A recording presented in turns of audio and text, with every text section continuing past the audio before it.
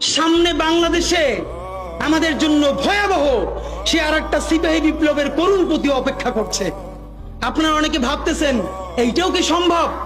জামাতের ভাইয়েরা অনেকে বুঝে না, বলে কি করে সম্ভব? মনে করাই দেই, শহীদ নিজামী মুজাহিদ সাহেবেরা মন্ত্রী হিসাবে সর্বশেষ যখন সম্ভবত 2006 বা 2007 মন্ত্রী ছিলেন, বলেন তো তার কয় বছর পর তাদেরকে ফাঁসি দেওয়া হইল?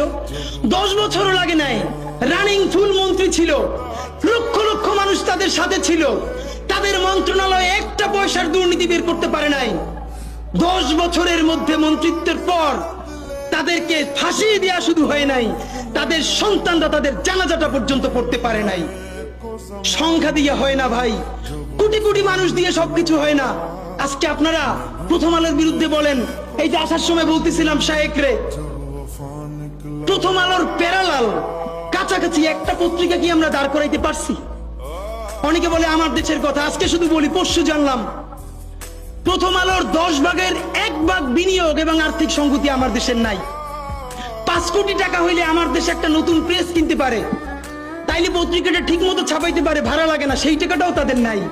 ভাই, ভালোবাসা দিয়া পয়সার কাজ হয় না।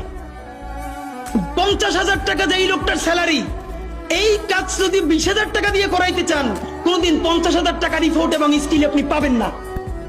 ওই 50,000 টাকাই লাগবে। মানুষ মাগনা কাটে 3 দিন, একজনকে দাওয়াত খাওয়ায় 2 দিন 3 দিন, তারপরে আর চলে না। আমাদের আর্থিক যোগ্যতা অর্জন করতে হবে। আমাদের অনেকগুলো প্রতিষ্ঠান লাগবে, একটা প্রতিষ্ঠান না। আমাদের ভাইদের সমস্যা কি জানেন?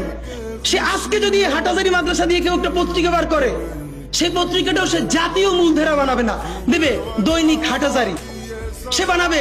মানে কোনো না কোনো ঘুরে ফিরা তার চিন্তায়, মননে, মগজে প্রথমে হয়তো হাটহাজারী, সর্বোচ্চ বড় হইলে হেফাজত, এরপরে সর্বোচ্চ বড় হইলে বাংলাদেশের শুধু মুসলমান।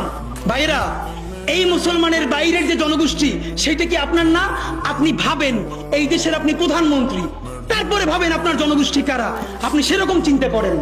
সুতরাং আমি কথায় অনেক ভুল ভ্রান্তি বলতে পারি, কিন্তু বিশ্বাস করেন আমার কলিজা চিল্লেও আপনারা শুধু যেটা পাবেন সেটা হইল আমি চক্ষু বন্ধ করে দেখতে পাই।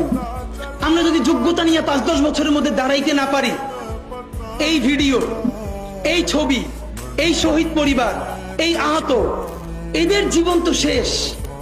এদের পরবর্তী জেনারেশনকে পর্যন্ত কি ভয়ানক গণহত্যার শিকার হইতে হবে আমরা চিন্তাও করতে পারতেছি না। সুতরাং বাংলাদেশের স্বাধীনতা, সার্বভৌমত্ব, বাংলাদেশের ইসলাম এবং মুসলমানকে বাঁচাইতে হইলে আমাদেরকে তুমুল যোগ্যতা অর্জন করতে হবে।